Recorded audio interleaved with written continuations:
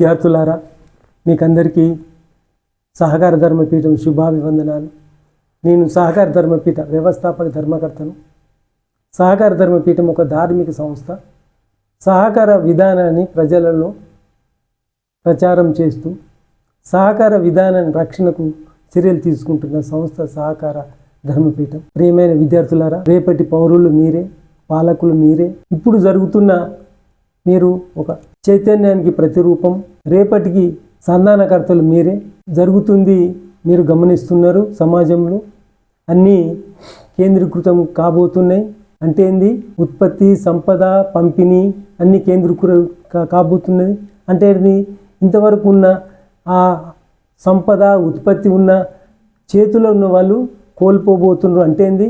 2 ఎకరాలు 3 ఎకరాలు చిన్న చేతి వృత్తిదారులు తమ వృత్తులను కోల్పోబోతున్నారు. ఈ చిన్న సన్నకారు రైతులు అందరూ తమ ఆర్థిక వనరులను కోల్పోబోతున్నారని అర్థం. దానివల్ల మీ భవిష్యత్తు ఏ రకంగా ఉంటుంది? దీంట్లో ఇక్కడ ఒక కోణం మీరు గమనిస్తూ మీరు పూర్తిగా అర్థమై ఉంటుంది. రాజకీయ వ్యవస్థ పూర్తిగా ఈ మార్కెట్ ఎకానమీకి రక్షకులుగా ఇప్పుడు ఉన్నారు. వాళ్ళకి ప్రత్యామ్నాయ ఆర్థిక విధానం ఏంది ప్రజల ముందుకు తేవట్లేదు. ఆ రకంగా వాళ్ళు ఏమి చేయలేని పరిస్థితుల్లో రాజకీయ పార్టీలు ఉన్నాయి. కాబట్టి ఇప్పుడు మార్కెట్ ఎకానమీలో సామాజిక కార్యకర్తలదే చాలా ఒక రక్షక దళముగా పనిచేస్తుంది. మీరు మీ గ్రామం గురించి ఆలోచించండి. మీరు ఇంతవరకు ఆలోచించలేదు. మీరు ఎక్కడ అప్పు తీసుకుంటున్నారు? మీ అమ్మ నాన్నలు ఏ వ్యవసాయానికి పరపతి ఎక్కడ ఏ రకంగా తెస్తున్నారు? మీ గొర్రెల పెంపకం ఏ రకంగా, పాల ఉత్పత్తి ఏ రకంగా జరుగుతుంది? లేకుంటే మీ చేతి వృత్తులు ఎక్కడ అమ్ముడుపోతున్నాయి? ఈ రకంగా మీరు దాంట్లో దాని యొక్క వ్యాపారాన్ని మీ నిశ్చితంగా ఇప్పుడు మీరు పరిశీలించాల్సిన అవసరం ఉంది. ఈ వ్యాపారాలు మీ చేతిలో ఉండడము ద్వారానే మీరు ఆర్థికంగా నిలదొక్కగలుగుతారు. ఆర్థిక హక్కు మీ చేతిలో ఉంటుంది. ఇవి మీ చేతిలో పోయినప్పుడు ఆర్థిక హక్కు పోయినట్టే. ఆర్థిక హక్కు పోవడం ద్వారా రాజకీయ హక్కు ప్రశ్నార్థకమే. రాజకీయ హక్కు పోయినప్పుడు ఈ రాజ్యాంగం యొక్క విలువలను, రాజ్యాంగాన్ని కాపాడుకోవడం కూడా కష్టతరం అవుతుంది.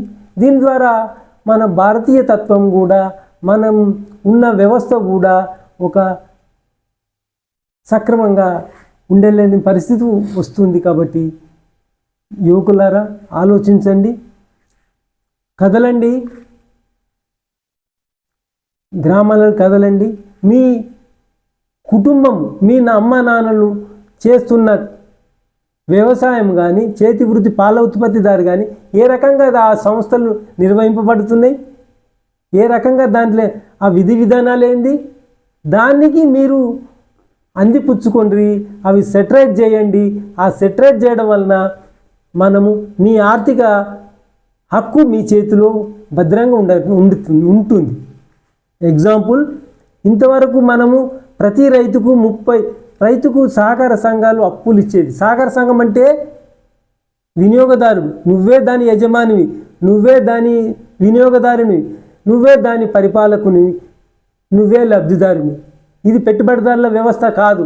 కాబట్టి ఇంత ఒక సంస్థకు యజమాని ఉండి నీకు సమాజంలో గౌరవం ఇచ్చి ఈ విధంగా కల్పిస్తున్న ఆ సహకార సంఘాన్ని ఏ రకంగా నిర్వహింపబడుతుంది ఆలోచించండి.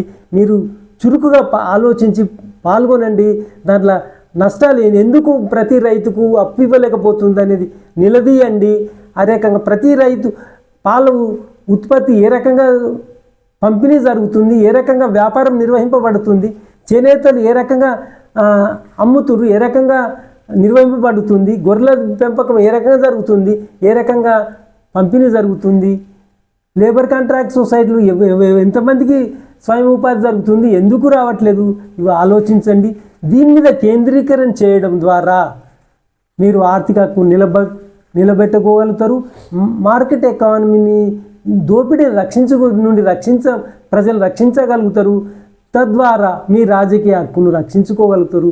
తర్వాత మన రాజ్యాంగాన్ని పటిష్టంగా భద్రంగా ఉంచుకోగలుగుతారు. ఇది బేసు. ఈ బేసును విడిచి సాము చేయకండి, నేలను విడిచి సాము చేయకండి. నేల మీద ఈ వ్యాపారాలు సక్రమంగా నడిపేటట్టు ఈ వ్యాపారాలు మీయి.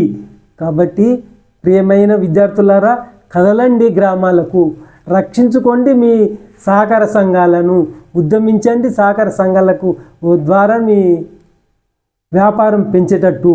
తద్వారానే మీ రాజకీయ భవిష్యత్తు బాగుంటుంది, మీ ఆర్థిక హక్కు బాగుంటుంది, తద్వారానే మన రాజ్యాంగం రక్షింపబడుతుంది. కాబట్టి విద్యార్థులారా, సామాజిక కార్యకర్తలు మీరే, రేపటి పౌరులు మీరే. కాబట్టి దీని మీద ఆలోచించి ఒక ఉద్యమంగా ముందుకు రావాలని సహకార ధర్మపీఠం మిమ్మల్ని విజ్ఞప్తి చేస్తుంది. జై సహకారం.